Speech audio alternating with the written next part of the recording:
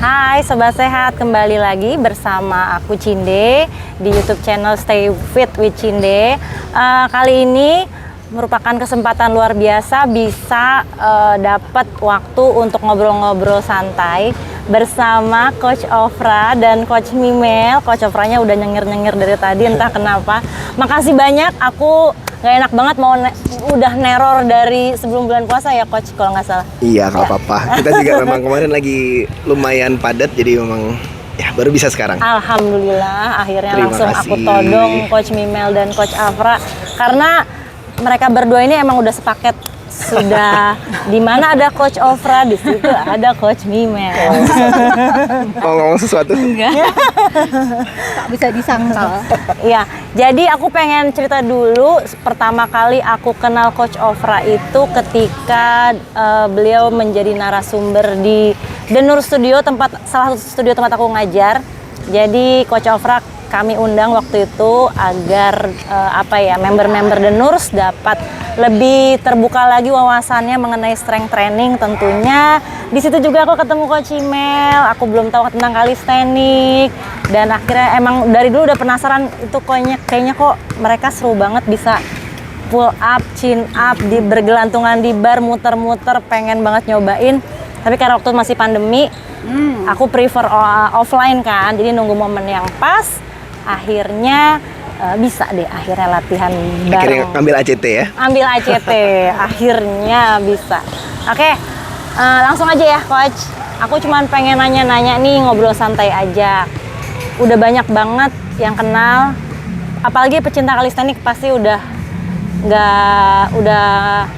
familiar lah dengan mukanya Coach Ofra dan Coach Mimel.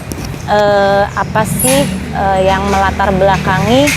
Kalau kalistenik kan di sini pendirinya adalah Coach Ofra. Salah satunya, karena ada banyak kita yang yang pendiri aksi itu ada banyak sebetulnya. Okay. Aksi itu Asosiasi Kalistenik dan Street Workout Indonesia.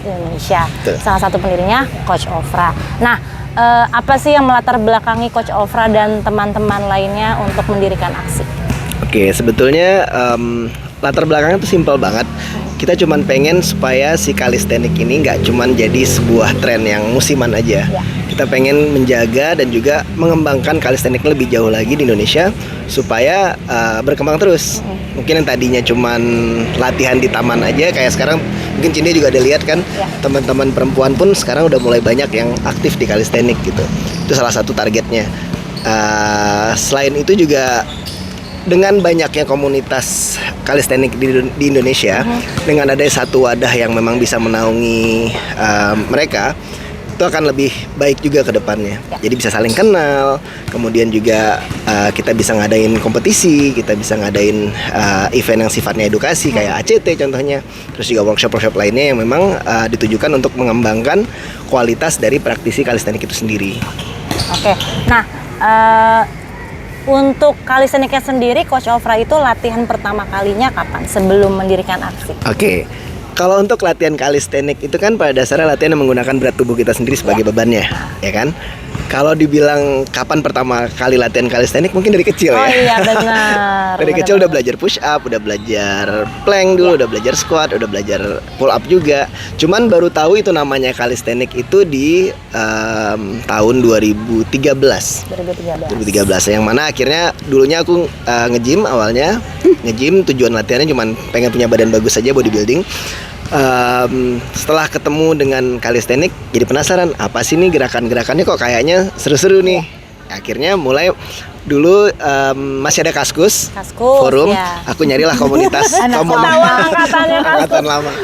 Aku nyarilah komunitas yang memang lokasinya dekat sama rumah ataupun kantor waktu itu. Ketemu di Street Workout Velo yang lokasi di Rawamangun.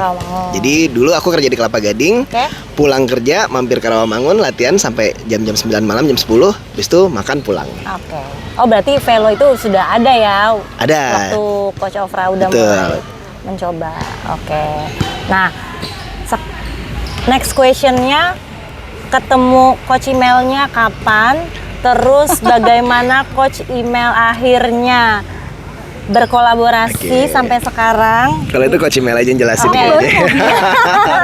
Aku baru mau bilang, biasanya aku yang ditanya, aku pengen dengar sisinya Coach Ofra. Nah kan, Ya.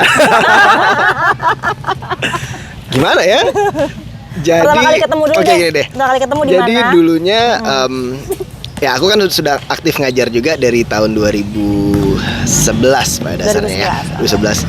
Nah, dari situ mulai ngajar fitness, calisthenics secara spesialisasinya juga. Coach Imel itu baru daftar join ke coachingku itu di tahun 2018. Oh, jadi dulunya member. Dulu klienku dulunya. Coaching. 2018. Ternyata nyoba gerakan, aku ngelihat oh dia ada potensi di calisthenicnya nih. Oke. Jadi untuk gerakan-gerakan kayak chin up, push up, dips ada potensinya. Dari situ maka aku pikir oh kayaknya boleh nih kita ceburin. Kita ceburin ke calisthenic. Nah, dari situ biar Coach Imel aja jelasin. Oh, berawal Cuma dari- berani segitu doang ya. Cuma berani. Coba, mungkin Coach Imel bisa menceritakan lebih dalam Sebenarnya yang paling setuju adalah diceburinnya. ceburinnya. Kalau potensi gitu itu nggak tahu deh sebenarnya ya. Cuman memang pada saat itu di tahun 2018 itu aku memang diajakin teman aku yang waktu itu aku mengajar sebuah grup kelas berbasis kardio. Dia sering ikut kelas aku dan aku waktu itu bilang gue ngajar kelas ini kok gue nggak bisa push up sendiri. Padahal sering ada gerakan-gerakan push up di kelas itu. Terus temanku itu bilang udah lo coachingnya sama ikut gue aja coach sama latihan sama coach gue. Dia bilang kayak gitu. Dikasih lihat lah pertama fotonya, aku bilang, hah seram. Padahal sebenarnya itu serem. Cuman ya itu akhirnya ya udah memutuskan setelah pertimbangan lama gitu, terus akhirnya memutuskan oke, kayaknya di bulan Agustus aku memberikan diriku hadiah ulang tahun adalah mulai coaching gitu kan. Ya udah terus nyangkut aja sampai sekarang sih, sampai sebenarnya ya seperti yang aku bilang tadi, apakah ada potensi atau enggak nggak tahu. Cuman Yang penting diceburin. yang diceburin ya, tapi ya buat aku pada saat itu kayak apa ya, nggak merasa kayak digiring atau apa, karena buat aku it felt fun. Ya, ya. It felt aku dengan mau tiba-tiba di jam-jam aneh kayak Mel gue cuma bisa jam 11.30 nih latihannya. Ya Allah, sebelum jam makan siang, Ya. jam nanggung gitu, yang habis itu kayaknya harus kemana ya udah deh dibela-belain karena menurut aku latihan was fun gitu.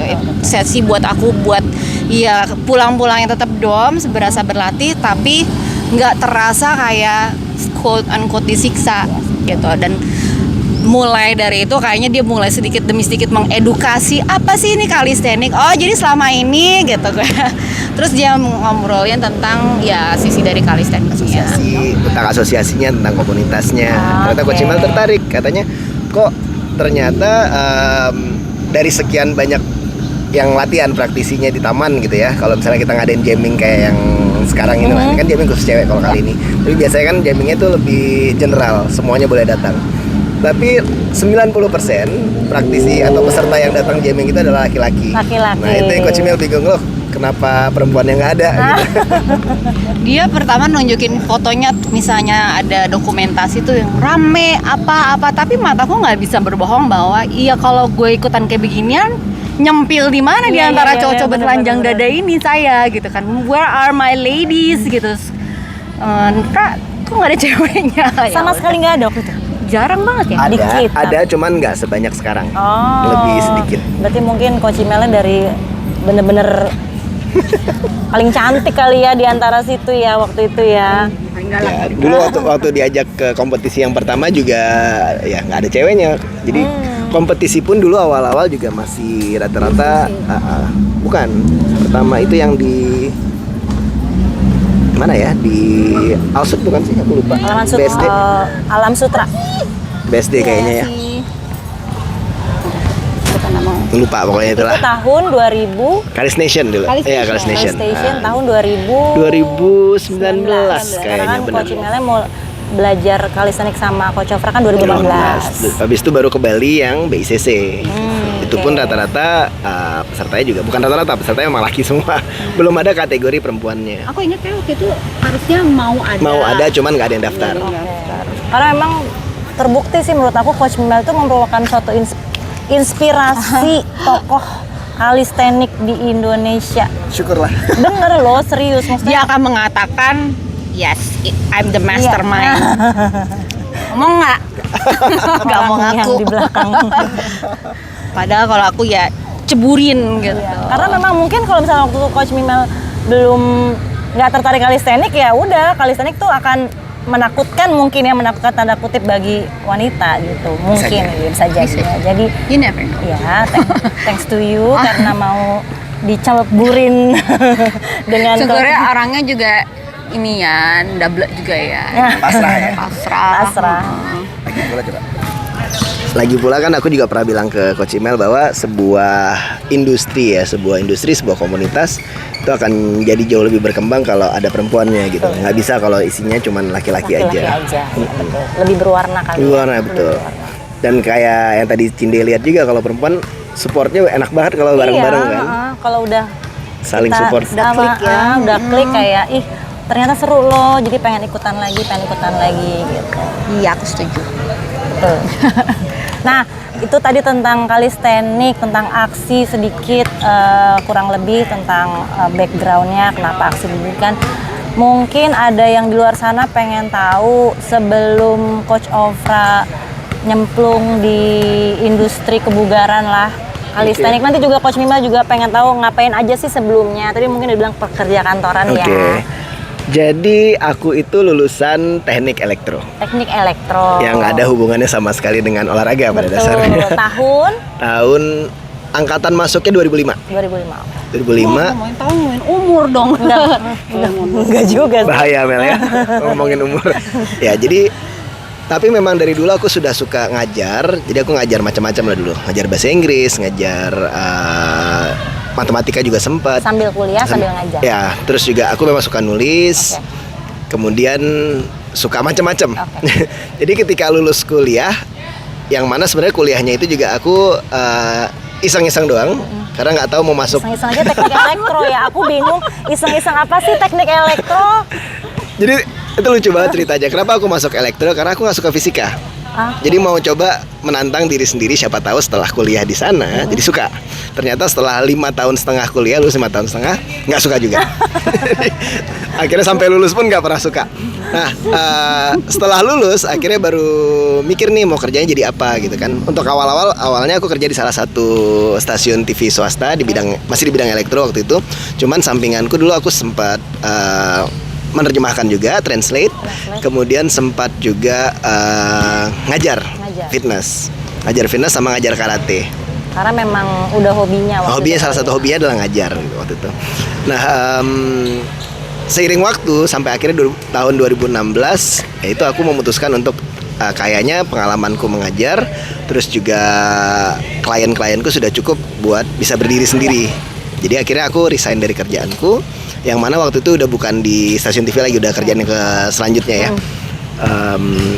Aku resign, bener-bener waktu itu udah tabunganku setengahnya aku pakai buat ngambil sertifikat. Jadi waktu itu aku ngambil sertifikat kalistenik di Thailand. Ngambil yang WCO punya, kemudian ngambil sertifikat CrossFit juga waktu itu di Singapura. Habis itu ketemu Coach Johnson, ngambil juga CFT. Di 3 sertifikat dalam waktu 2 bulan kayaknya. Wow. Alhamdulillah lulus semua. Alhamdulillah. Yang nggak inilah ya. Nggak kaget ya. Nggak kaget lah ya. Nggak juga lah. Teknik elektro gitu kan. Nah dari situ akhirnya setelah nyemplung ke industri fitnessnya baru akhirnya memutuskan memang kayaknya inilah jalan hidupnya gitu. Memang pengen serius di sini dan hidup matinya mau di sini aja udah. Gitu. Sampai sekarang. Gantian dong, Gantian. Coach Mel. Kita kan pengen tahu Coach Mel tuh sebelum jadi coach dan educator tuh apa dulu kegiatannya? Kliennya Coach Ofra. Kuliah dulu, Kalau kuliah. Coach Mel lebih seru lagi deh. Oh ya makanya nih. Yang bagian mana? Semuanya dong. Oke. Mundur ke kuliah. Ya iya dong, kan Oke. sama startnya. Oh wow, oke. Dari kuliah yang Kuliah mana? jurusan kuliah yang mana Kuliah kan aku yang bingung nih. beneran lulus sama kuliah yang Dari awal kuliah. Oke. Lulus SMA ambil Oke, jadi butterfly. Oke, aku SMA di Singapura dulu. Oke. Kemudian yang lucu. Jadi aku orang tuaku tuh dua-duanya sangat sains ya, IPA gitu. Bapakku teknik elektro, ibuku arsitek gitu kan.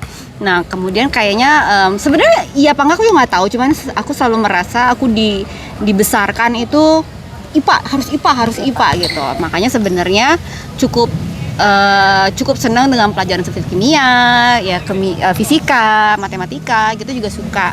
Jadi alhasil lulus SMA aku diterimalah di University of Washington di Seattle, jurusan teknik kimia. Luar biasa. Tahun berapa itu kalau boleh tahu? Nggak usah pakai tahun, jujur nggak inget aku juga tahun berapa ya tuh. Suatu tahun yang lama lah pokoknya. Nah Jadi, tapi Singapura terus ke Amerika. Nah tapi aku selalu percaya setiap orang punya masa bandel. Masa bandelnya aku dulu adalah ketika di Amerika, bukannya aku kuliah, tapi aku malah menjadi pemain semi profesional Counter Strike. Gitu. Counter Strike itu kan? Gitu. Jadi alhasil yang harusnya aku masuk kuliah, bolos lah kuliah, kasihkan main. Sempet ke beberapa kejuaraan dikirim dan bersama klannya dan segala macam. Tapi kan ya namanya juga kita budaya timur ya, orang tua saya nggak melihat itu dan melihat itu sebagai kau menghabiskan uang mama gitu, pulang kan. Akhirnya aku mengucapkan selamat tinggal kepada kehidupan di sana, meneruskan atau lebih kepada memulai kembali perkuliahan di Jakarta di sebuah universitas swasta. Aku ngambil komunikasi, PR gitu. Lulus, terus akhirnya ngambil S2 di apa namanya? Australia. Ingat, di Australia, di Melbourne, pulang bekerjalah di sebuah perusahaan tambang gitu. Nah ketika itu di perusahaan tambang itu aku akhirnya resign karena pada saat itu anakku yang pertama akan masuk ke SD. Dan karena jam kerjanya waktu itu cukup kayak karena aku yang bisnis Jakarta, perusahaan tambangnya di luar kota. Karena jadi jam kantorku jam 6 udah harus di kantor. Sementara aku pulang udah jam 6 sore, jam 7 malam gitu, dan aku ngerasa waktu sama anak sangat sedikit. Jadi aku resign. Nah, disitulah aku mulai yang biasanya produktif kayak gue mau ngapain ya sekarang ya gitu kan, malah bengong di rumah, anak sekolah juga gue ngapain, gak ada kerjaan. Diajakin lah waktu itu ikut kelas-kelas kardio di Sana Studio. Nah nggak lama kemudian papaku bilang, kamu daripada bayar buat ikut kelas, kenapa nggak kamu yang ngajar gitu, make it a living gitu kan. Ya udah, jadilah saya jadi instruktur Zumba. Dan dari situ segala macam sertifikasi dari, boleh nyebut brand nggak sih? Zumba, terus Pound Fit, terus Strong Nation, itu semua aku ambil. Nah itulah ketika aku ngajar Strong Nation, atau waktu itu Strong by Zumba namanya ya. Banyak gerakan-gerakan push up, aku nggak merasa bisa push up dengan baik dan benar, dan nggak tahu gimana cara ngajar. Sebenarnya push up tuh bentukannya kayak apa sih, kalau ngelihat di YouTube beda-beda. Akhirnya aku bergurulah ke Bapak Calisthenics Indonesia ini. Wow, oh yang tadi ya. Gitu, nyambung ke cerita yang tadi gitu. Ya, direferensiin Coach Ofra untuk latihan push up. Betul. Nah, yang mereferensikan aku waktu itu adalah yang menjadi partner aku di beberapa batch pertama ya Calisthenics for Women Workshop, itu Reina. Gitu. Jadi memang kami dipasangkan untuk membawakan workshop Calisthenics for Women itu. Dialah yang aku menjadi downline-nya Reina di downline Ofra di per MLM-an industri kebugaran ini. Oke, itu kan menarik. Nggak semua orang tahu loh ternyata Coach Mimel jago main game deh. main game. Sekarang pun pasti adalah kangen-kangennya ya main game ya. Sudoku Sama Candy Crush. Dari Counter Strike ke Candy Crush. Oke, sekarang kita bahas ke calisthenics-nya sendiri, apalagi yang khusus wanita kali ya. Karena ini mungkin tantangannya, mungkin wanita-wanita di luar sana tuh pengen pull up-nya, pengen unlock pull up atau chin up-nya. Tapi begitu genggambar aja, kita mau latihan dead hang aja, yang drills pertamanya aja mereka udah, aduh kok kapalan nih, aduh tanganku gampang keringetan nih. Nah aku pengen, sebenarnya mereka mau, tapi begitu start awalnya aja mereka mundur karena itu gitu kan. bisa nggak kasih tahu tips dan triknya gimana biar mereka tetap mau terus maju sampai akhirnya mereka bisa unlock chin up? Menarik pertanyaannya. Ya nggak Tapi sih? sebelum menjawab, kita lurusin dulu sedikit mispersepsi tentang kalau misalkan mau chin up atau mau pull up, pertamanya harus dead hang, Oh iya ya, oke. ya kan? Nah, Jadi pertamanya apa? Cinde gimana yang ya, sebagai lulusan ACT 1? lagi kan. Pertamanya Jadi gerakan apa pertama kalau misalkan mau belajar chin up? Belajar Yang chin lebih aman dari dead hang? Lebih aman, lebih Ini empowering. boleh di-cut nggak sih bagiannya? Nggak apa-apa, lucu. Jadi Halo, sekali saya nih Tuh kan, dicabut deh sertifikatnya.